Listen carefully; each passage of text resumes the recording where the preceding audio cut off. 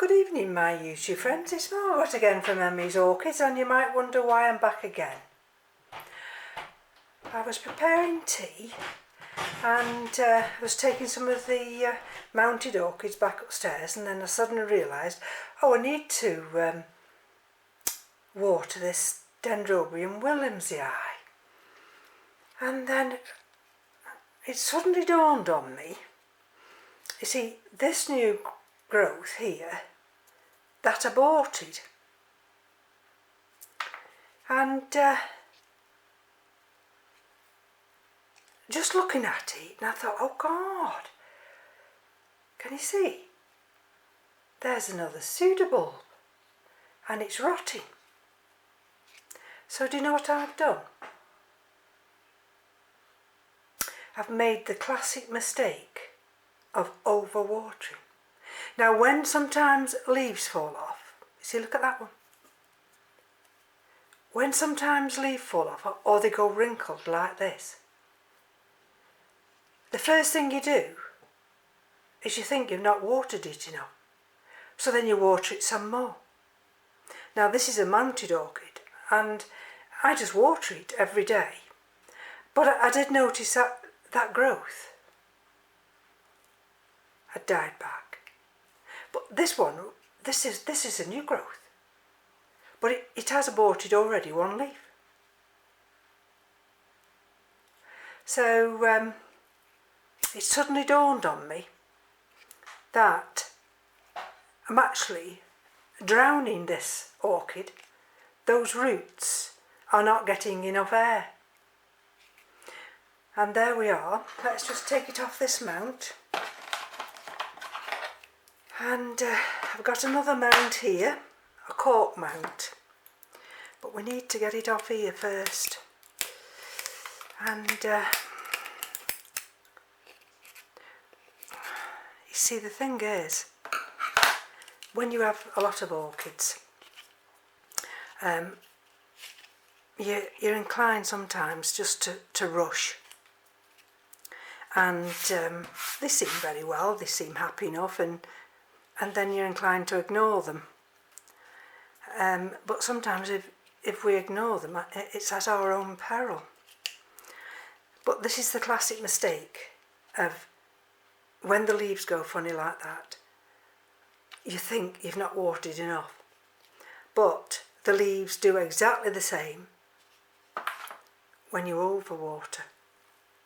So let's just take it off here. I thought it important to come back to show you what I mean about overwatering. Now that's wet because I watered this. Now let's have a look. Let's just have a look at that root system. Can you see? Now, can you see that bulb there? That.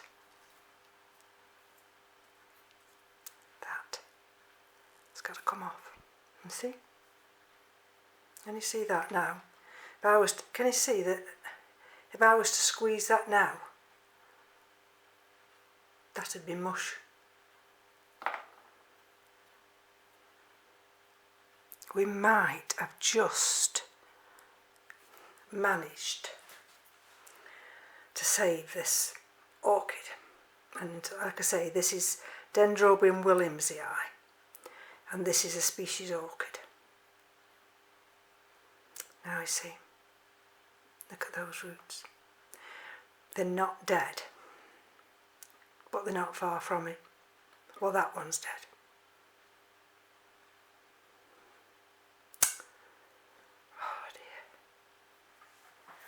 The only saving grace is that one root, that one little tiny root there. So what I've got to do with this one now, let's have a look. I'll just go and get some cinnamon just to put on that. Just bear with me a second. Right. Let's have a look.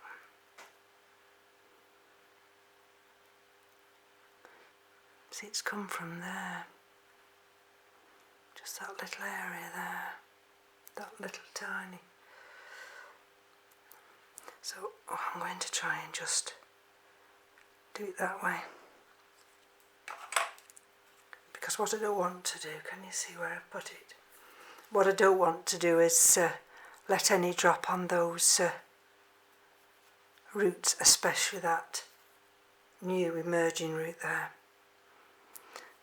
We've got one viable root, half a viable root. This is when you could kick yourself, because it's the classic mistake. You're rushing, you haven't got a lot of time, and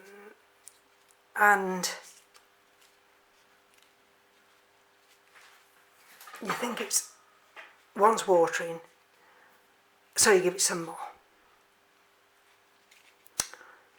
Right, there we go.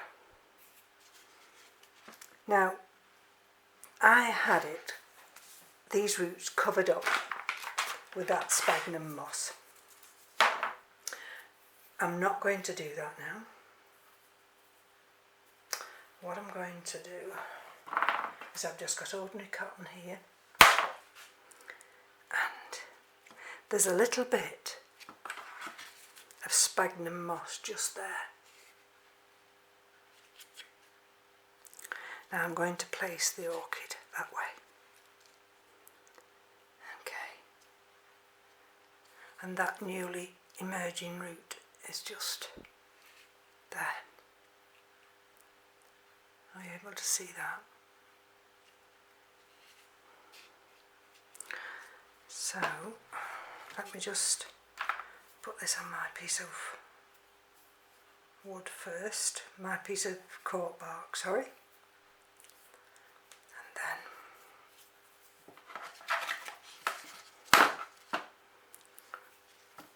what I'll do first is I'll just tie this little end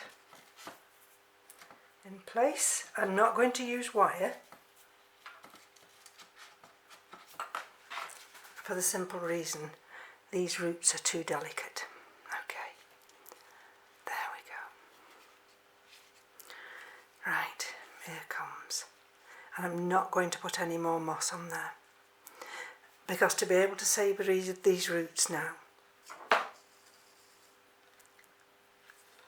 they've got to have air to breathe, and that new emerging root there will be able to grow and go into that moss there. So I'm going to just gently, it's not like wrapping it with fishing line when you just do it with ordinary cotton. It's much gentler, and in actual fact the roots will grow quite happily through it. So we'll just bring it a little bit over here. What I'm really basically doing is just trying to secure the base of this orchid. Right.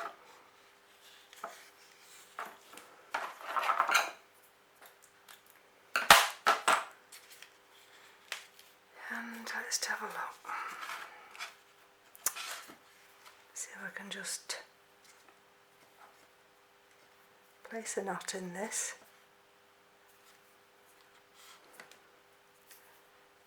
I didn't expect for one moment that I would be coming back this evening. This is where you could do with your third hand, or a finger to just tie that there. Right. Okay. Now there's that newly emerging root. Can you just see it there? These roots now are no good. Let's cut that one off, and we'll cut, I won't cut that one off, but I'll certainly cut the end of this one off.